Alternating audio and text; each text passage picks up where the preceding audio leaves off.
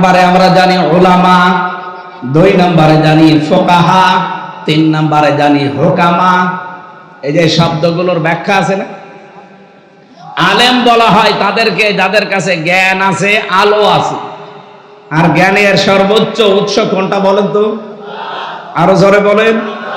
এই কিতাবের জ্ঞান যাদের আছে, কিতাবের আলো যাদের কাছে আছে, তারা আরবি ভাষায় কি? আলেম। আরো জোরে বলেন।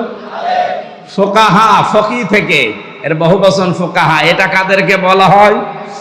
এই পৃথিবীতে যেই মানুষগুলো কোরআনের গভীরে ঢুকে কিছু নিয়ে আসতে পারে, এদেরকে ফকি বলা হয়। 3 নম্বরে হুকামা, হাকিম। এটা কারা?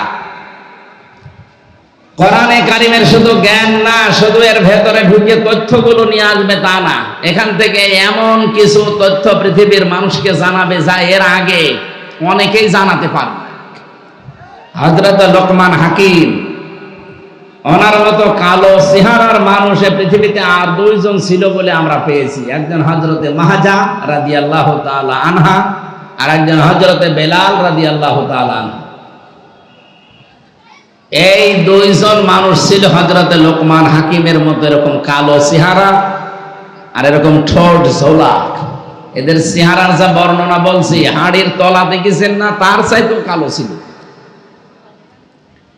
এত কালো মানুষ, কিন্তু ভেতরের অবস্থা ছিল একেবারে ধবধবে সাদা ফর্সা।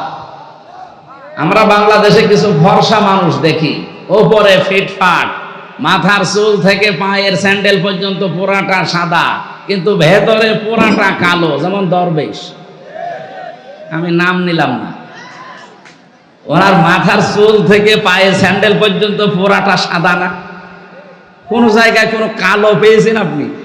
পুরা সাদা, কিন্তু ভেতরে এত কালো ছিল। 36,000 কোটি টাকা আল্লাহ রাস্তায় পাঠিয়ে দিয়েছে। আমি মালয়েশিয়া যে, সিঙ্গাপুরে যে দেখি, হোটেলের নিচে বসে আছে কয়েকজন। কি এখানে? হুজুর আমরা আগেই পালিয়েছি। আগে পালালেন কেন? এখানে আপনি যে সাহেব পাড়া বানিয়েছেন, ওখানে থাকবেন না? হুজুর ওখানে থেকে মায়ের খাবো। বাংলাদেশের মানুষ এখানে আছে, যদি শোনে যে সাহেব পাড়ায় আমি আছি, তালা ভেঙে পিটাবে আমার। এই জন্য হোটেলে চুরি করে আসি, কেউ জানে না। আপনি যেন আবার বাইরে যে বলে দিয়ে না। পাগলকে যদি বলা হয় যে শাকও নাড়াবি না, ও আরো বেশি নাড়াবে না, ও আমার আরো মনে করে দিবে। এই শয়তানগুলো সব এখন বেশিরভাগ থাইল্যান্ডে, বেশিরভাগ রয়েছে সিঙ্গাপুরে, মালয়েশিয়া, পালিয়ে আছে। বাকিগুলো আমেরিকা, কানাডায় তো গিয়েছে। আর আল্লাহর বিশেষ ওলি যারা, তারা আছে প্রতিবেশী রাষ্ট্রে। আমি বলছিলাম হযরতে বেলাল, হযরতে মাহজা, লোকমান হাকিম রহমতুল্লাহ আলাইহি, এই মানুষগুলো উপরে ছিল কালো, ভেতরে ছিল পুরা ধবধবে সাদা। আমাদের অন্তর ঠিক ওই রকম করা দরকার না? আর ওটা যদি 100 ভাগ করতে চান, তাহলে ওই আল্লিমুহুমুল কিতাব, এই যে হুকামা থেকে এসেছে, যেটা আপনাকে কিতাবের শিক্ষা ব্যবস্থা জারি করা লাগবে। আর এটার দায়িত্ব হামজার না, এটার দায়িত্ব ওই 300 এমপি যারা ছিল তাদের। তারা যদি একবার বলে, মাননীয় স্পিকার আমরা কোরআনে কারিমের শিক্ষা ব্যবস্থা চাই, উনি যদি বলে হাত তোলেন, আজিজুর রহমানের মতো যদি 151 জন বলে হ্যাঁ হাত তুলেছি, ওই দিনই পাশ হয়ে যাবে। কিতাবের শিক্ষা ব্যবস্থা বাংলাদেশে জারি হয়ে যাবে। 5 বছরের ভেতরে দেখবেন দেশের চেহারা পাল্টিয়ে গেছে। মালয়েশিয়া এখন যিনি স্বরাষ্ট্রমন্ত্রীর দায়িত্বে আছেন, বাংলাদেশে যেমন ইসলামী ছাত্র শিবির আছে না, কথা বলেন না কেন? কেন্দ্রীয় সেক্রেটারি জেনারেলের নাম কি? সাদ্দাম হোসেন, নুরুল ইসলাম সাদ্দাম মনে হয়। হ্যাঁ, নুরুল ইসলাম সাদ্দাম আমাদের খুলনা বিভাগের কৃতি সন্তান। এই যে পাশের জেলায় বাড়ি, খুলনা। ওখানে যিনি স্বরাষ্ট্রমন্ত্রীর দায়িত্বে আছেন, উনি ওই দেশের ইসলামী ছাত্র শিবির, তার কেন্দ্রীয় সেক্রেটারি জেনারেল ছিলেন। সে আছে এখন দায়িত্বে। এত সৎ লোকটা, 10 দিন আমি ছিলাম, বিভিন্ন মানুষের মুখে শুনলাম যে মানুষ এত সৎ হতে পারে। আমরাও চাই ইসলামী ছাত্র শিবির শুধু মালয়েশিয়া না, ইসলামী ছাত্র শিবির শুধু তুরস্ক না, এটা যদি বাংলাদেশের যারা আছে এরাও এই কেন্দ্রের সেক্রেটারি সভাপতি এই মানুষগুলো যদি দায়িত্ব এই দেশে পায়, আর এরকম মানুষ যদি 151 জন তৈরি হয়, শিক্ষা ব্যবস্থায় আপনি এই কোরআন দেখবেন 100 মার্কের তৈরি হয়ে গেছে। মাত্র 5 বছর যেতে দেবেন, পুরাটা দেশ পাল্টিয়ে ফেলবে। ওয়াস্তব মাওলানা সাইদি সাহেব 50 বছর করে গেল, মুসলমান যা হয়েছে ওনার হাতে, তার চাইতে অধিকাংশ মুসলমান হয়ে গেছে উল্টাপাল্টা। কিন্তু এটা যদি শিক্ষা ব্যবস্থায় আমরা নিয়ে যেতে পারি, এনাদের মতো 151 জন মানুষকে পাঠিয়ে, এটা যদি কেউ রাজনীতি মনে করেন, হ্যাঁ এইটাই আমাদের রাজনীতি, এটা যদি কেউ ধর্ম ব্যবসা মনে করেন, এইটাই আমার ধর্ম ব্যবসা, কারণ আমি চাই এটা যেন সংসদে যায়। এক কথা বলে না কেন? 5 বছর চলতে দেবেন। যার যা দুঃখের কথা বলছিলেন না, কত মানুষ 3 ভাগের 1 ভাগ না খেয়ে থাকে, পোশাক নেই, শিক্ষা নেই, কেন এগুলো থাকবে না কেন? মাত্র 18 বছরে 2004 সাল থেকে আজকে 25 কয় বছর? 19 বছর না 21 বছর। মাত্র 21 বছরের ব্যবধানে যদি মালয়েশিয়া দাঁড়িয়ে যেতে পারে, তারা তো আমাদের চাইতে নিকৃষ্ট ছিল, নিকৃষ্ট পর্যায়ে ছিল। অথচ এখন তাকিয়ে দেখেন, এই যশোরের কত মানুষ যে দেখি ওখানে চাকরি করছে। কেন? এখান থেকে টাকাগুলো পাচার করে ওই সমস্ত দেশে না পাঠিয়ে এই দেশে যদি কর্মসংস্থান তৈরি করে দিতেন, ওই দেশে যে রাস্তা ঝাড়ু দেওয়া লাগতো না, রুটি বানাচ্ছে, কাপড় চোপড় সেলাই করছে, পায়খানা সাফ করছে। কেন এগুলো করা লাগবে কেন? দরকার ওই দেশের মানুষ এসে এই দেশে ওরা আমাদের রাস্তা ঝাড়ু দেবে। এক কথা বলো না কেন? এটা সম্ভব ছিল, ওরা 21 বছরে দাঁড়িয়ে গেছে, আর আমরা 54 বছরও দাঁড়াতে পারি না। একটাই কারণ, এইটা নেই। এটা নিয়ে যান, এই জন্য তো বারবার আহ্বান জানাচ্ছি আমরা যে এইটা নিয়ে যান। 15 বছর সময় দেওয়া লাগবে না। 5 বছরে যদি দেশটা মালয়েশিয়ার মতো করে দিতে না পারে, তাহলে আর জীবনে কোনোদিন বলবো না যে আমাদের ভোট দিই। এই জন্য কোরআন নাজিল করার আয়াতের প্যাটার্ন দেখেছেন আল্লাহর। 2টা আয়াতই প্রথম অংশ কিন্তু এক ছিল। কিতাবুন আনজালনাহু ইলাইকা এ পর্যন্ত এক, ইন্না আনজালনা ইলাইকাল কিতাব এ পর্যন্ত এক। এরপরে আল্লাহ দিয়েছেন 2 বিষয়, লিতুখরিজান নাস মিনাজ যুলুমাতি ইলান নূর। তোমরা মানুষদেরকে অন্ধকার থেকে আলোর পথ দেখাবে, এটা আমরা দেখাচ্ছি 54 বছর। কিন্তু দ্বিতীয়টা যদি আমরা মানতে পারতাম, মালয়েশিয়ার মতো, সৌদি আরবের মতো, তুরস্কের মতো, আফগানিস্তানের মতো, লিতাহকুমা বাইনান নাস, এই কোরআন দিয়ে আমি বিচার ব্যবস্থা, ন্যায় বিচার কায়েম করব, তাহলে 13 বছর এটিএম আজহারুল ইসলামকে জেলখানায় পড়িয়ে বসাবেন। উনি অনেক আগেই বের হয়ে চলে আসছেন। কথা বলেন না কেন? ন্যায় বিচার নেই, এই জন্যই মাজলুম মানুষটা জেল খাটতেছে। বিচারপতি পালিয়েছে, মামলার বাদী পালিয়েছে, এমনকি সরকারও পালিয়েছে। যে বিচারপতি রায় দিয়েছিল সেও পালিয়েছে, তো উনি জেলে থাকবে কোন কারণে? আমরা চাই কোরআনে কারিমের লিতাহকুমা বাইনান নাস বিমা আরাকাল্লাহ, আল্লাহ যেভাবে আমাদের দেখিয়েছেন, আল্লাহর দেখানো পদ্ধতিতে বিচার ব্যবস্থা আমরা তৈরি করব। ওখানে কোনো অবিচার হবে না, সব জায়গায় প্রতিষ্ঠিত হবে তখন ন্যায় বিচার। কথা বলেন ঠিক কিনা? এটা কি দেখার আগ্রহ আছে? শুধু সামিয়ানার নিচে সব জায়গায় যেন আগ্রহ থাকে যে আমরা দেখতে চাই বিচার ব্যবস্থায় কোর্টের। আপনি যশোরের আদালতে যান, কোর্টের ইট পর্যন্ত টাকা চাই, টাকা দিয়ে যান। আমি প্রথম যখন 11 সালে জেলে গিয়েছিলাম, আমার জেল থেকে বের করার সময় পুলিশ, মানে আমি প্রথমে কারাগারে, আদালতে ছিলাম, এই যে থানা, বের হয়ে চলে আসছে, আমার বলছে টাকা দেন। টাকা পাবো কোথায়? না, আপনাকে যারা দেখতে এসেছিল আমরা জানি আপনাকে টাকা দিয়েছে। আরে শয়তানে তো ওই পর্যন্ত জানি। পরে আর কি, ওই সময় 11 সালে 10 টাকা দিলাম, তাও খুশি। এমন কোন দিক বিভাগ আছে বাংলাদেশে যেখানে এরকম টাকা চাই না? কথা বলে না কেন? প্রত্যেকটা একটা ফাইল এখান থেকে উপরে উঠতে চায় না টাকা ছাড়া। এই দৃশ্য আর সামনে আমরা দেখতে চাই না। এই জন্যই তো এত কিছু করা লাগছে। এই দৃশ্য যেন কেউ সামনে আর কেউ তৈরিও করতে না পারে, সজাগ থাকা লাগবে। নাই তো এই 2732 জন মানুষ জীবন দিয়ে গেল, 34,000 মানুষ এখনো পর্যন্ত হাসপাতালে কাতরাচ্ছে। তাদের সাথে বেঈমানি করা হবে না? আপনি আবু জাহেলের সামনে কি, আবু সাইদের সামনে কি জবাব দেবেন? মুগ্ধর সামনে কি জবাব দেবেন? যদি আবার চাঁদাবাজি শুরু হয়, আবার যদি ঘাট দখল শুরু হয়, তো কি জবাব দেবেন আপনি? জবাব যেন দিতে পারেন, সেই জন্য আমরা এমন পরিবেশ তৈরি করতে চাই, আগামীতে কিয়ামত পর্যন্ত দেশে যেন কেউ ঘাট দখল করতে না পারে। কত মানুষ নীরবে কাঁদতেছে যে আমি 600 টাকা উপায় করে 300 টাকা চাঁদা দেওয়া লাগে। একটা কথা হলো, এই দৃশ্য বাংলাদেশ আর দেখতে চাই?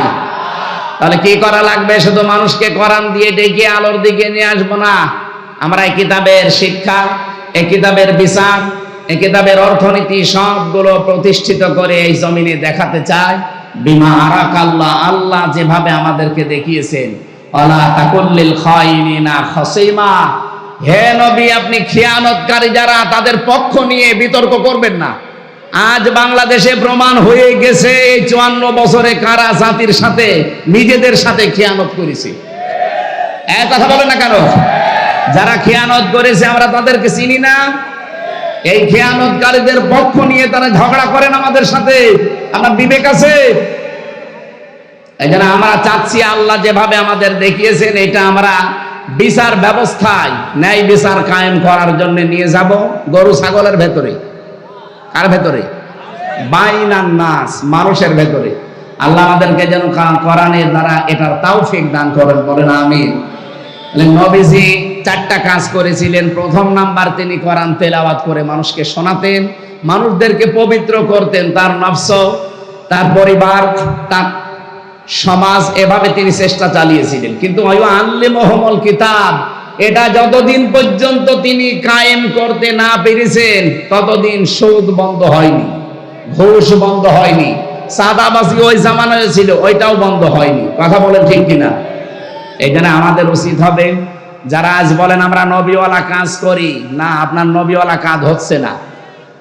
এদিকে তাকান, নবীকে জন্ম থেকে নবী বলে কেউ বলতো যে আপনি নবী? কয় বছরে বলেন? 40 বছরে তখন যিনি নবী হলেন, কি পেয়ে নবী হয়েছিলেন?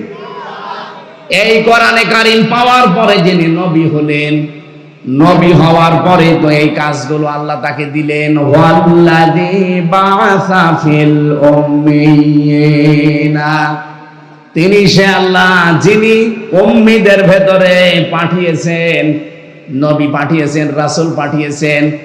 ইয়াতলু আলাইহিম আয়াতিহি, তার প্রথম কাজ ছিল তিনি তেলাওয়াত করে করে মানুষদেরকে শোনাতেন। আজ বাংলাদেশে কেউ যদি বলে যে আমি নবীওয়ালা কাজ করি, অবশ্যই আপনাকে আল্লাহর কোরআন তেলাওয়াত করে শোনানোর ব্যবস্থা করা লাগবে। আপনার দ্বারা হয় এটা? আপনি কোরআন পড়তে পারেন যে তেলাওয়াত করে শোনাবেন? এই মাদ্রাসা যারা প্রতিষ্ঠিত করেছিল তাদের কয়েকটা উদ্দেশ্য আছে, তার ভেতরে এইটাও মনে হয় আছে যে মানুষ এই এলাকায় যারা বসবাস করে তারা আল্লাহর কোরআন পড়বে, শিখবে, নাকি অন্য উদ্দেশ্য আছে? তিনি তাদেরকে পবিত্র করেছিলেন। কোন পর্যায়ে পৌঁছিয়েছে তাদের পবিত্রতা? আমরা যদি আজ কোরআনে কারীম দিয়ে ব্যক্তি, পরিবার, সমাজ, রাষ্ট্রকে পর্যন্ত পবিত্র করতে পারতাম। এই যে জাকিউদ্দিন থেকে শব্দটা এসেছে, খলিফাতুল মুসলিমিন হযরতে ওমর রাদিয়াল্লাহু তাআলা আনহু, তিনি রাতের বেলায় বসে হিসাব করছিলেন। লম্প ধরিয়ে যে আলো, জয়তুনের তেল সীসার উপরে দিয়ে তিনি আগুন লাগিয়ে হিসাব করছিলেন। হঠাৎ করে ওই দেশের প্রধান বিচারপতি হযরতে আলী রাদিয়াল্লাহু তাআলা আনহু এশার নামাজ পড়ে তিনি আসলেন, ডাক দিলেন, হযরত ওমর, প্রধান বিচারপতি আলী, কিসের জন্য এসেছেন? রাষ্ট্রের কোনো কথা আমাকে বলার জন্যে, না ব্যক্তিগত পারিবারিক কোনো কথা বলার জন্যে? হযরতে আলী ওই সময় প্রধান বিচারপতি, তিনি বললেন, না, আমার পারিবারিক জীবনে একটা সমস্যা হয়েছে, ওইটা আপনার সাথে শেয়ার করার জন্য এসেছি, পরামর্শ নেব। হযরত ওমর সঙ্গে সঙ্গে তিনি বাতিটা লিভিয়ে দিলেন। হযরতে আলীর কিন্তু মন খারাপ হয়ে গেছে। কি আমি একটা দেশের প্রধান বিচারপতি, এসেছি রাষ্ট্রপ্রধানের কাছে। উনি আমারে দেখে আরো আলোক সজ্জা করবে কি আরো আলো লিভিয়ে দিলেন। হযরত ওমর, আপনাকে আমি কিন্তু প্রথমে জিজ্ঞাসা করেছি যে আপনি কেন আসলেন, রাষ্ট্রের কোনো কাজ নিয়ে নাকি পারিবারিক কোনো কাজ নিয়ে? আপনি যেই বলেছেন যে রাষ্ট্রের কোনো কাজ না, পরিবারের কোনো সমস্যা, আমি কিন্তু হিসাব করছিলাম রাষ্ট্রের জনগণের টাকায় কেনা তেল দিয়ে রাষ্ট্রের হিসাব করছিলাম। আপনি এসেছেন পারিবারিক জীবনের কোনো ফয়সালা নিতে, জনগণের টাকা দিয়ে এই হারিকেন বা লম্প অথবা মোমবাতির যে তেল পুড়বে, এইটা দিয়ে আপনার পারিবারিক জীবনের কথাবার্তা না শুনবো, কিয়ামতে আমি জবাব দেব কি? হযরত আলী বলেন, কথাটা শোনার পরে তার প্রতি ভক্তি শ্রদ্ধা যা ছিল আমার আরো বেড়ে গেল। কি চিন্তা নিয়ে তিনি চলেন, একটা রাষ্ট্রের প্রধান। বাংলাদেশে 1628 জন মানুষ দায়িত্বে ছিল। আল্লাহর কসমে 54 বছর আমি বাদ দিলাম, শুধুমাত্র 5 বছরও যদি এই টেন্ডেন্সি নিয়ে এই 1628 জন মানুষ দায়িত্ব পালন করে দেখাতো, এ দেশটা মিনি জান্নাত হয়ে যেত। এরকম মানুষ আমরা পেয়েছি, হ্যাঁ পেয়েছি খুব কম। মাওলানা মতিউর রহমান নিজামী তার ভেতরে একজন। রাষ্ট্রের দায়িত্ব, মন্ত্রণালয়ের দায়িত্ব পালন করে 26 টাকা বেঁচেছিল, ওটা ফেরত দিয়েছিল। হযরত ওমরের একেবারে অরিজিনাল উত্তরসূরি না আলী হাসান মোহাম্মদ মুজাহিদ রহমতুল্লাহ আলাইহি, রাষ্ট্রের দায়িত্ব পালন করতে গিয়ে অণুবীক্ষণ যন্ত্র দিয়ে 4 আনাও দুর্নীতি খুঁজে পাওয়া যায়নি। এই ধাঁচের মানুষগুলো মাত্র 1628 জন যদি তৈরি হয়ে যেত, এই দেশটার জন্য 54 বছর লাগার কথা না, 54 দিনে এই দেশ জান্নাত হওয়ার কথা। আমরা ওই রকম বিষয় চাই না। এই জন্য আমার প্রথম এবং শেষ ফাইনাল কথা এইটাই, আপনাকে পবিত্র হওয়ার জন্য কোরআনে কারিমের কাছে আসা লাগবে। আর এটা দিয়ে যদি একেবারে পুঙ্খানুপুঙ্খানু ন্যায় বিচার দেখতে চান, তাহলে কোরআনের বিচার ব্যবস্থা, শিক্ষা ব্যবস্থা, স্বাস্থ্য ব্যবস্থা এগুলো দেখাতে লাগবে, তাছাড়া সম্ভব না। আল্লাহ রাব্বুল আলামিন আমাদেরকে বাস্তব জীবনে যেন আল্লিমুহুমুল কিতাব এর একটা প্রেক্ষিত, এর একটা মানে রাস্তা কিন্তু সামনে আল্লাহ তৈরি করে দিয়েছেন। এখন বাংলাদেশের মানুষ চাইলেই সম্ভব কিতাবের শিক্ষা ব্যবস্থার সামনে জারি করার ব্যবস্থা করা। খালি আতলু আলাইহিম আয়াতিহি ওয়া ইউযাক্কিহিম পর্যন্ত থাকলে হবে না, ওয়া ইউআল্লিমুহুমুল কিতাবা ওয়াল হিকমা, এই দুইটার সামনে এখন দেখানোর সময়। এরপরও যদি কারো ব্যর্থতার পরিচয় দেন, আগামী 100 বছরে আর আল্লাহ এই সুযোগ দেবে না। কথা বলে না কেন? আমরা চাই শিক্ষা থেকে শুরু করে যত বিভাগ আছে বাংলাদেশে, সব জায়গায় যেন আল্লাহর কোরআনের বিধান চালু হয়। বলেন আমিন। আমরা 6666টি আয়াত থেকে, যেহেতু রমজান মাস, এই কেন্দ্রিক একটা আয়াত পড়েছি, সূরা আলে ইমরান 185 নম্বর আয়াত। খুব খেয়াল করে শুনবেন, নিজের জীবনে যদি মেলাতে পারেন এই মাহফিল সাকসেস হবে। আর যদি বলেন এসেছি সুর শোনার জন্য, শুনে চলে গেলাম, যান আপনি আগে চলে যান, আমি একটা টান দিয়ে দিই, টান শুনে চলে যান নাকি?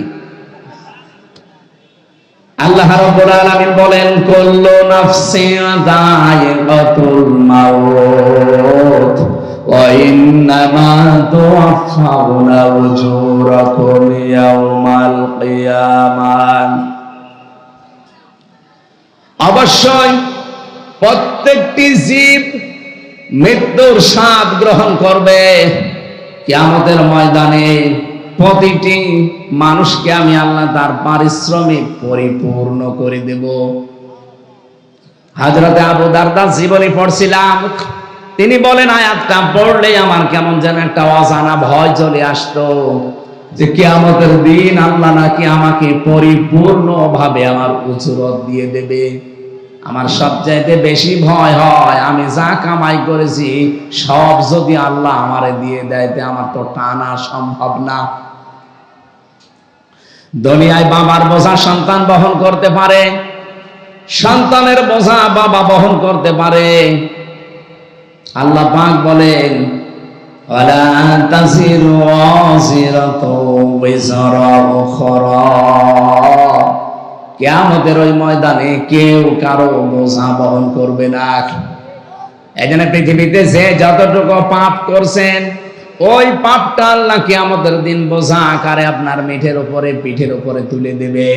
قد خسر الذين كذبوا بلقاء الله حتى إذا جاءتهم الساعة بغتة قالوا يا حسرتنا على ما فرطنا فيها।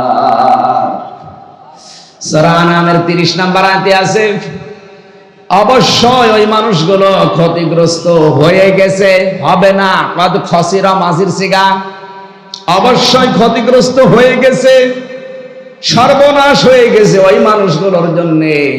কিয়ামতের দিন আল্লাহর সাথে যে সাক্ষাৎ হবে, আল্লাহর সামনে যে জবাব দেওয়া লাগবে, উনি যে পরিপূর্ণভাবে আপনাকে পারিশ্রমিক দিয়ে দেবে, এটা যারা বিশ্বাস করে না।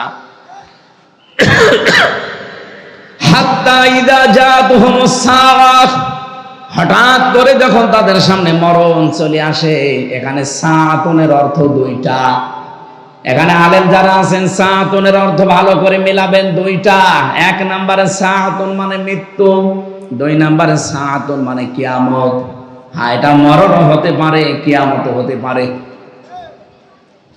মরণের পরে বা কিয়ামতের পরে ময়দানে মাহশারে এই মানুষগুলোর সামনে যখন আমল নামাটা আল্লাহর সামনে তুলে ধরবার পাপের বোঝাটা, হঠাৎ ওই মানুষগুলো আল্লাহকে বলবে, ক্বালু ইয়া হাসরাতানা,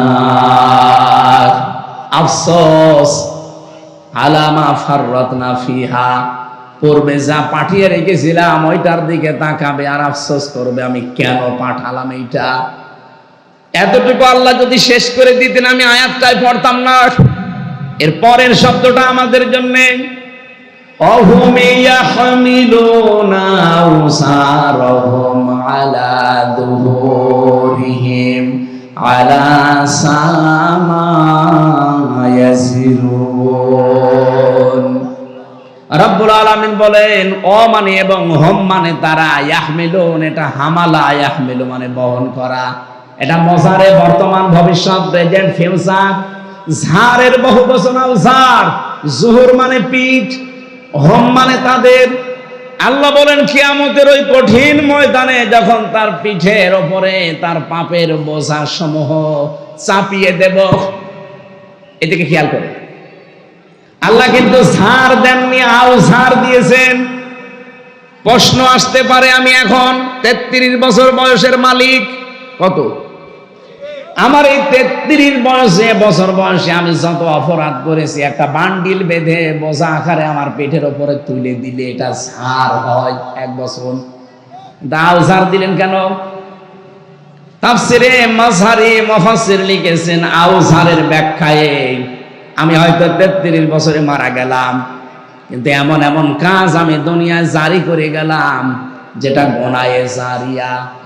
আমরা অনেকেই মনে করি সাদগায়ে জারিয়া আছে, গোনায়ে জারিয়াও আছে।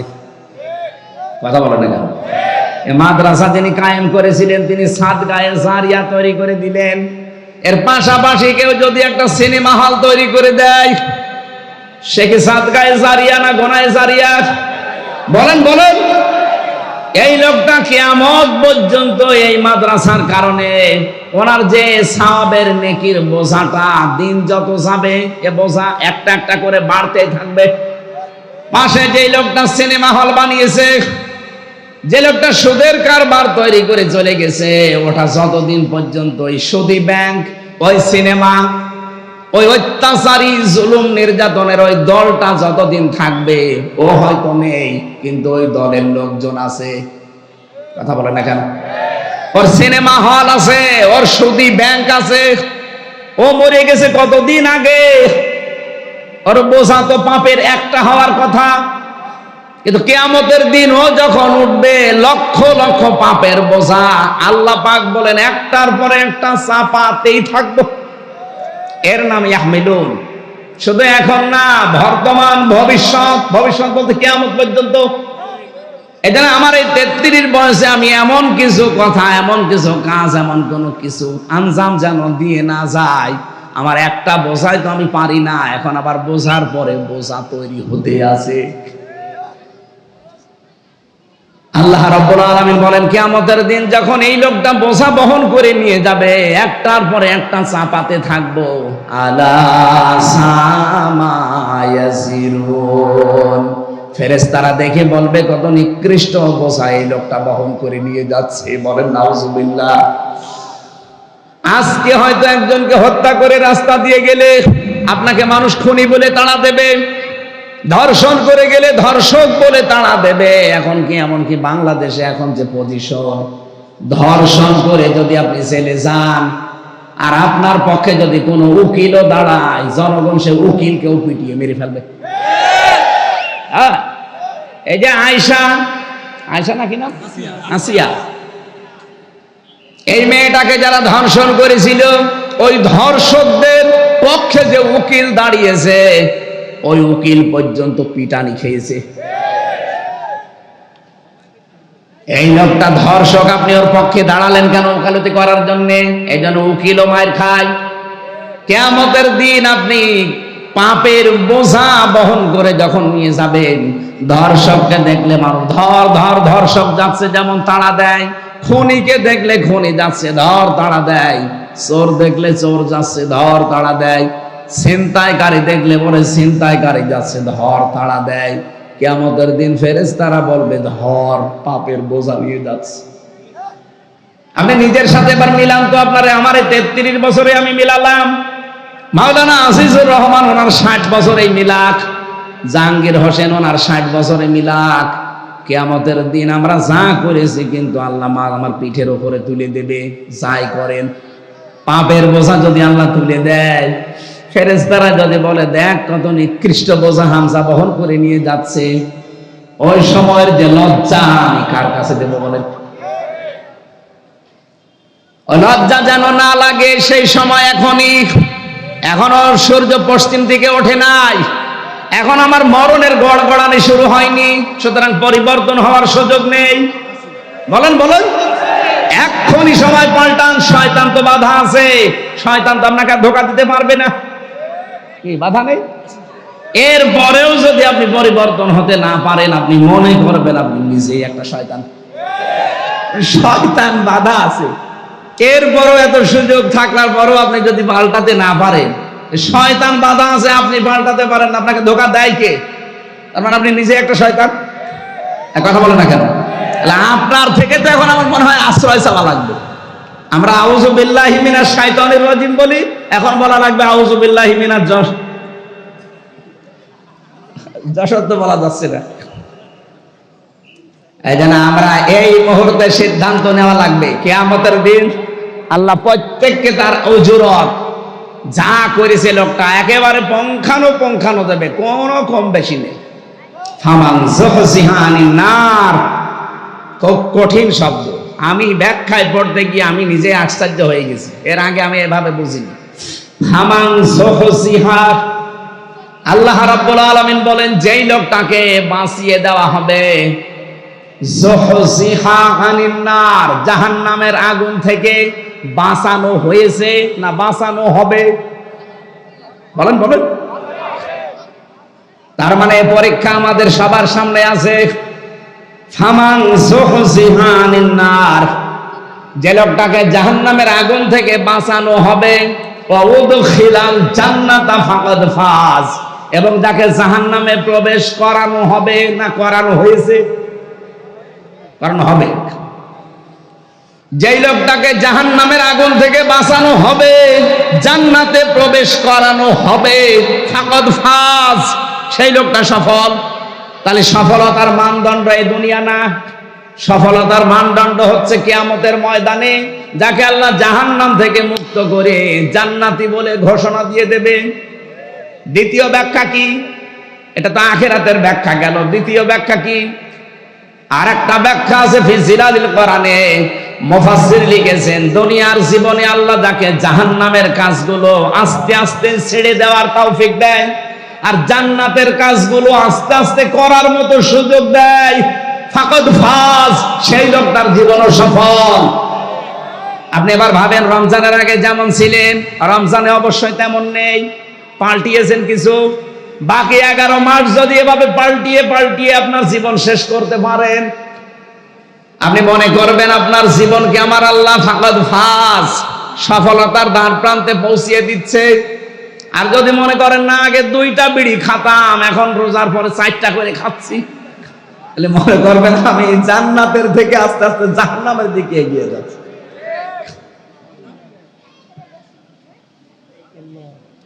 এই যে জান্নাত আর জাহান্নাম 2টা শব্দ, একটা প্রথম জাহান্নামের একটা নাম আছে নার। জাহান্নামের নাম কি? এই জাহান্নামের নার, আগুন, এটা পুরোটাই যেহেতু আমার আল্লাহ আগুন দিয়ে জ্বালিয়ে রেখেছেন, এই জাহান্নামে আল্লাহ দেবেন কাদের? এই জায়গায় একটা প্রশ্ন আছে। রব্বুল আলামিন জানিয়েছেন, ফাম ওয়া বুরিসাতিল জাহিমু লিমাইয়ারা ফাআম্মা মান তাগা ওয়া আসারাল হায়াতাদ দুনিয়া ফাইন্নাল জাহিমা হিয়াল মাআওয়া। বলেন আল্লাহু আকবার। রব্বুল আলামিন বলেন, জাহান্নামকে সেদিন দৃশ্যমান করা হবে, তোমাদের সামনে নিয়ে আসা হবে। পৃথিবীতে যারা সীমা লঙ্ঘন করেছে এই মানুষকে আর দুনিয়ার জীবনকে যারা এসার করেছে, প্রাধান্য দিয়েছে, অগ্রাধিকার দিয়েছে, এই 2টা গুণ যাদের দুনিয়াতে ছিল তাদের এই জাহান্নামে দেওয়া হবে, আর জাহান্নাম হবে তাদের আশ্রয় স্থল। বলেন নাউজুবিল্লাহ। সূরা নাবার ভেতরে পেয়েছি, ইন্না জাহান্নামা কানাত মিরসাদা লিত্তাগিনা মাআবা লাবিসিনা ফিহা আহকাবা। অবশ্যই জাহান্নাম একটা গোপন ফাঁদ, এটা একটা ঘাঁটি। এই ঘাঁটিতে আল্লাহ কাদেরকে দেবেন? লিত্তাগিনা মাআবা, পৃথিবীতে যারা সীমা লঙ্ঘন করেছে আর যারা অস্বীকার করেছে। নবীজি বললেন, কুল্লু উম্মতি ইয়াদখুলুনাল জান্নাহ, আমার প্রতিটি উম্মত নারী হোক আর পুরুষ হোক প্রত্যেকে জান্নাতে যাবে। ইল্লা মান আবা, শুধু যারা আবা তাদেরকে জান্নাত আল্লাহ দেবেন না। সাহাবী বললেন, হে রাসূল, আবা কারা? কিলা ইয়া রাসূলুল্লাহ মান হুম মান হিয়া আবা। আবা কি জিনিস? নবীজি বললেন, মানা তো আনি দাখালাল জান্নাহ ওয়া মান আসানি দাখালান নার ফাকাদ আবা। হাদিসের শেষ অংশের ব্যাখ্যা হচ্ছে এটা, এই পৃথিবীতে যেই লোকটা আল্লাহর রাসূলের আনুগত্য করে চলবে, এই লোকটা নবীজির সাথে জান্নাতে থাকবে। যারা আল্লাহর রাসূলের আনুগত্য করে চলে না, তার নিয়ম নীতি দেখে চলে না, এই মানুষগুলো ওই আবা। আর আবা যারা, অস্বীকারী যারা, এই মানুষগুলো জাহান্নামী। বলেন নাউজুবিল্লাহ। আমাদের শিক্ষা এখান থেকে, আমরা আবার আবা হয়ে যাচ্ছে না তো। কুল্লু উম্মতি ইয়াদখুলুনাল জান্নাহ, নবীজির প্রতিটি উম্মতি জান্নাতে যাবে, শুধু আবা ছাড়া। আর জাহান্নামে যাওয়ার যে গুণগুলো শুনলাম তার ভেতরে অন্যতম একটা গুণ, তারা আবা হবে। আবা মানে অস্বীকারী। কি অস্বীকার করে? সত্যকে সত্য জানার পরেও যারা অস্বীকার করে, এই মানুষগুলো হচ্ছে নবীজির ভাষায় আবা। আর জাহান্নামের বর্ণনা দিতে গিয়ে আমার আল্লাহ এটাই জানিয়েছেন, লিত্তাগিনা মাআবা। পৃথিবীতে যেই মানুষগুলো সীমা লঙ্ঘন করেছে আল্লাহর, দুনিয়াতে যারা অস্বীকার করেছে আল্লাহর বিধানকে, লাবিসিনা ফিহা আহকাবা, চিরস্থায়ী ভাবে এই মানুষগুলো জাহান্নামের এই ঘাটির ভেতরে পৌঁছতে থাকবে। ও যশোরবাসী, জাহান্নামে যাওয়ার এখানে আমরা 2টা গুণ কিন্তু পেয়েছি অলরেডি। নারী হোক আর পুরুষ হোক, আমরা তো যা দেখতে পাই অধিকাংশ আমরা এই 2 গুণের ভেতরে আছি। 1 নম্বরে আমরা সীমা লঙ্ঘন করছি খুব বেশি। এই রমজানুল মোবারক অনেকের সীমা লঙ্ঘন থামেনি। প্রতিটি জিনিসের একটা বর্ডার আছে। এই যে যশোরের বেনাপোল বর্ডার না, এই বর্ডার পার হতে হলে আপনাকে অবশ্যই পাসপোর্ট এবং ভিসা থাকা লাগবে। এমনি পার হয়ে যান, বিএসএফ গুলি করে মেরে ফেলবে। আল্লাহ পাক বলেন আমার একটা বর্ডার আছে, আমার বর্ডার বাংলাদেশে প্রায় বর্ডার আছে 22টা, এই তার ভেতরে বেনাপোল একটা, আর আল্লাহর বর্ডার 23টা। কয়টা? 8টা। না না, আল্লাহর বর্ডার একটা কে বলেছে আপনাকে? আল্লাহর বর্ডার 500টা। এই কোরআনে আল্লাহ বর্ডার দিয়েছেন 500। কয়শো? রমজানুল মুবারকে আমার আল্লাহর বর্ডার কি? শুধু না খেয়ে থাকলে যদি আপনার রোজা হয়ে যেত, আমি যে হাদিস পড়েছিলাম এবার আলেমদেরকে বলছি, নবীজি কিন্তু আসিয়ামু আজিজি বিহি দেননি, দিয়েছেন কি? আসসাওমু লি ওয়া আনা আজিজি বিহি। সিয়াম আর সাওমের ভেতর পার্থক্য কি? সিয়াম হচ্ছে ধারাবাহিক, কন্টিনিউ, একটার পর একটা আসবে। আর সাওম কিন্তু শুধুমাত্র ধারাবাহিক ভাবে আসবে না, এটা পালন করে আপনাকে হক আদায় করে ওই মানে যেতে হবে। এই জন্য অন্যান্য নবীর উম্মতদের উপরে সিয়াম ফরজ ছিল। কি ছিল? আমার এই কথাটা সবাই হয়তো বুঝবেন না, এখানে বোঝার মতো কিছু মানুষ আছে, তাদের জন্য এটা আলাদা বলছি। সিয়াম আর সাওম এক জিনিস না। পৃথিবীতে যত নবীর উম্মত ছিল তাদের উপরে সাওম ফরজ ছিল না সিয়াম? বলেন বলেন। কুতিবা আলাইকুমুস সিয়াম, তোমাদের উপরে রোজা ফরজ করে দিলাম, লিখে দিলাম। কামা কুতিবা আলাল্লাযিনা মিন ক্বাবলিকুম, তোমাদের পূর্বে যারা ছিল তাদের উপরে এই সিয়াম কি ছিল? বলেন বলেন। এটা যেহেতু কন্টিনিউ আসে, ধারাবাহিক, একটার পর একটা চলে আসতে থাকে, আপনি দেখবেন অন্যান্য নবীর উম্মতদের সিয়ামের সাথে আমাদের সিয়ামের মিল নেই। কি? ইহুদিরা মুসা নবীর উম্মত বলে যারা দাবি করে, ওরা এই পৃথিবীর এখন সবচেয়ে বড় নিকৃষ্ট জাতি। ওরা মানুষকে ধোঁকা দিয়ে বোকা বানিয়ে দুনিয়া থেকে বিদায় করে দিচ্ছে। ফিলিস্তিনে যুদ্ধবিরতির নাম দিয়ে মুসলমান শিশুদেরকে, নারীদেরকে ঘরের ভেতরে ঢুকিয়ে বোম বাস্টিং করে দুনিয়া থেকে বিদায় করে দিচ্ছে। এদের মতো ধোঁকাবাজ, এদের মতো অপকর্মকারী পৃথিবীতে আর নেই।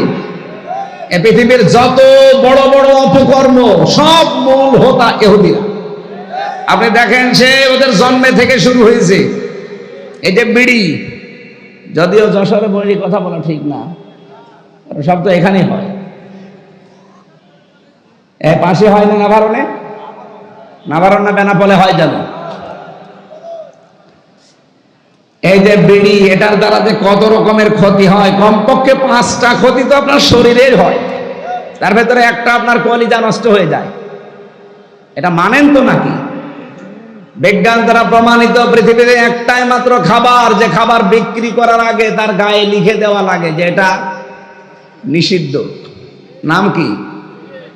বিড়ির আগে লেখা নেই, সতর্ক বার্তা লেখা নেই, যেটা খেলে কি হয়? ক্যান্সার। সেটা যেহেতু এই জেলায় তৈরি হয়, আর আমি যেহেতু আছি, এই জন্য বেশি ফতোয়া দিতে পারছি না, হালকা পাতলা বলছি। এই যে বিড়ি, এর মূল হোতা আবিষ্কারক যারা প্রথমে এই পৃথিবীতে বিড়ি বানিয়েছে, ইহুদিরা। কারা? আপনি যত অপকর্ম, সে বড় হোক ছোট হোক, এর মূলে দেখবেন ইহুদিরা। পৃথিবীতে মানুষ মারার তালিকায় এখন ইহুদিরা।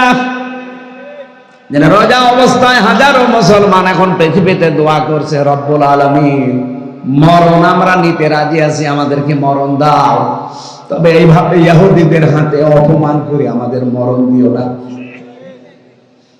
ওরা যা আরম্ভ করেছে, ওদের পতন না দেখা পর্যন্ত তুমি আমাদের মৃত্যু দিও না। পৃথিবীর নিকৃষ্ট জাতি ইহুদি, অভিশপ্ত জাতি ইহুদি, আল্লাহর ভাষায় গায়রিল মাগদুবি আলাইহিম ওয়ালাদ-দাল্লিন। এই জাতিরাও রোজা রাখে, কিন্তু ওরা সেহরি করে না। খ্রিস্টানরাও রোজা রাখে, ইফতারি করে না। মুশরিক যারা আমাদের এই দাদা বাবু হিন্দুরা, ওরাও রোজা রাখে, কিন্তু ওরা উপবাস থাকে, সেহরিও করে না, ইফতারিও করে না। এর আগে যত নবীর উম্মত দেখবেন, আমি প্রায় 70টা লিখেছি এখানে। হযরতে মরিয়ম আলাইহিস সালাম তিনি রোজা রেখেছিলেন, তার রোজার ধরন ছিল আমাদের মতো না। আল্লাহ পাক সূরা মরিয়মের ভেতরে দিয়েছিলেন, তিনি রোজা রাখা অবস্থায় সব খেতে পারতেন, সব পান করতে পারতেন, কিন্তু কথা বলতে পারতেন না। তাহলে মরিয়ম ওনাদের রোজা কি? কথা বলা যাবে না, তাছাড়া সব করা যাবে। কি কথা বলে না কেন? খ্রিস্টানদের, ইহুদিদের, মুশরিকদের রোজা দেখলেন, কিন্তু আমাদের রোজা কি ওইরকম? আমাদের রোজায় সেহরি আছে, ইফতারি আছে, এবং 4টা জিনিস আছে। কয়টা বলেন বলেন? এই জন্য এর নাম সিয়াম না, এর নাম সাওম। নবীজির হাদিস, এটা হাদিসে কুদসি, আস-সাওমু লি, রোজা আমার জন্য, ওয়া আনা আজিজি বিহি ওয়া আনা উজজা বিহি, আমি নিজে পুরস্কার দেব অথবা আমি নিজেই তার পুরস্কার হয়ে যাব। তাহলে সাওমের কয়টা ব্যাখ্যা বলছি আমি? 4টা। 1 নম্বরে খাবার থেকে, 2 নম্বরে পানীয় থেকে, 3 নম্বরে স্ত্রী সহবাস থেকে, 4 নম্বরে হারাম যত কাজ আছে সব কাজ থেকে আপনাকে বিরত থেকে আল্লাহকে দেখানো লাগবে, এর নাম রোজা। অন্যান্য নবীর উম্মতের উপরে কি ফরজ ছিল? সিয়াম। বলেন বলেন? আমাদের উপরে রোজা। সিয়াম তো দিয়েছে, সিয়ামকে পরিপূর্ণতায় নিয়ে যেতে হলে অন্য নবীর উম্মতের মতো আপনি খাবার খাবেন, কথা বলবেন না, রোজা হবে? হবে না। মরিয়ম আলাইহিস সালাম শুধু কথা বন্ধ, খাবার খেতেন, পানি খেতেন, রোজা হয়ে যেত। আমাদের এরকম নেই। আমাদের রোজা হচ্ছে, রোজা থাকবেন কিন্তু এই 4টা জিনিস থেকে আপনি বিরত থাকবেন। এ রোজা কাঙ্ক্ষিত মানের পর্যায়ে পৌঁছাবে। আল্লাহ রাব্বুল আলামিন জাহান্নামের যে আগুন আছে এখান থেকে বাঁচিয়ে রায়হান নামক একটা দরজা দিয়ে এমন জান্নাতে প্রবেশ করাবে, যেখানে প্রবেশ করা হয়ে গেলে আল্লাহ তালাবদ্ধ করে দেবে, অন্য কাউকে আর ঢুকতে দেবে না। সুতরাং রায়হান নামে এই দরজাটা আমরা, প্রশ্ন পরে দিন,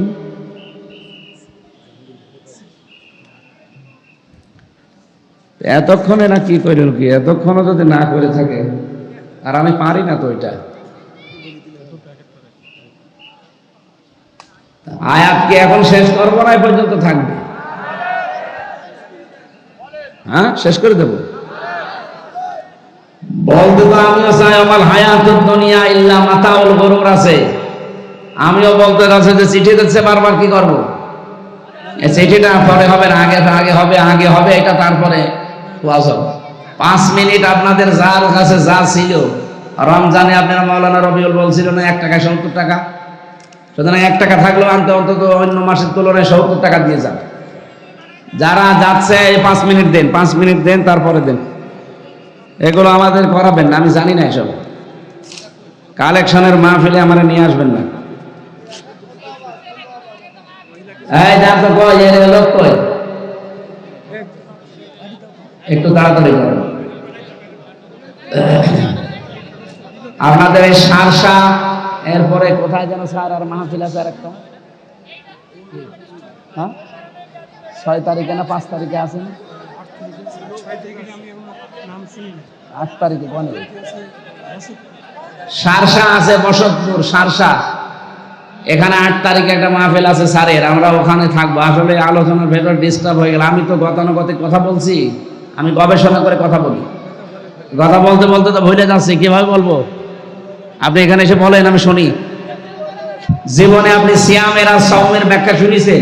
আজকে শুনলেন প্রথম। আমাদের কথা বোঝাতে হলে একেবারে নিস্তব্ধ পরিবেশ দেওয়া লাগে। আর টাকা আনলেন, টাকা তোলেন, কালেকশন করেন। মাদ্রাসার মাহফিল নিয়েছেন কেন? অন্য হুজুর নিয়ে আসবেন যারা কালেকশন করতে পারে। এই আপনারা ওঠেন কেন?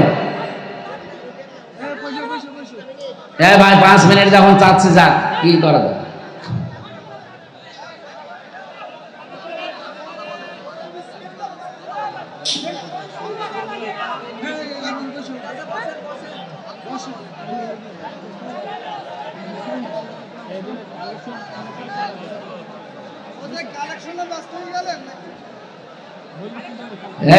মাদ্রাসার জন্য আমি জীবনও এটা তো বলতাম না, আমি এটা পারিও না। কালেকশন করতে হলে অনেক হাওয়া দেওয়া লাগে, পাম্প দেওয়া লাগে, সাথে আমি কিছুই পারি না। সুবহানাল্লাহ, আলহামদুলিল্লাহ, লা ইলাহা ইল্লাল্লাহ, সুবহানাল্লাহ, আলহামদুলিল্লাহ, লা ইলাহা ইল্লাল্লাহ। মুহাম্মাদুর। এই দাদা বসেন বসেন। আপনার দাদার বয়স এখনো হয়নি, কিন্তু দাড়ি নেই তো, এই জন্য মনে করছে মনে হয় অন্য ধর্মের লোক। আপনার দাড়ি রাখবেন ভাই, বয়স তো আমার বাবার মতো মনে হচ্ছে। দাড়ি রাখেন না কেন? দাড়ি রেখে দেবেন, সুন্নত নবীজির এটা। যারা দাড়ি কাটেন তারা তো 24 ঘন্টায় গোনাতে আছে, নবীজির গলায় ছুরি দেওয়ার মতো গোনা হয়। এজন্য এটা যারা রাখেননি আপনারা রেখে দেবেন। আমরা আসল সফলতা আসল বিফলতার কথা শোনাচ্ছিলাম। পৃথিবীর জমির সফল এবং বিফল হওয়ার জায়গা না। এই পৃথিবীতে যদি আমি সারা জীবন না খেয়ে খেয়েও মারা যায়, অপমান হয়েও মারা যায়, মরণের পরে যদি আল্লাহ জাহান্নামের কাছ থেকে, জাহান্নামের আগুন থেকে বাঁচিয়ে জান্নাতি বলে ঘোষণা একবার দিয়ে দেয়, ফাকাদ ফাজ, আমার জীবন সফল। আমরা ওই রকম জীবন তৈরি করার জন্য রেডি আছি না? আমাল হায়াতুদ দুনিয়া ইল্লা মাতাউল গুরুর।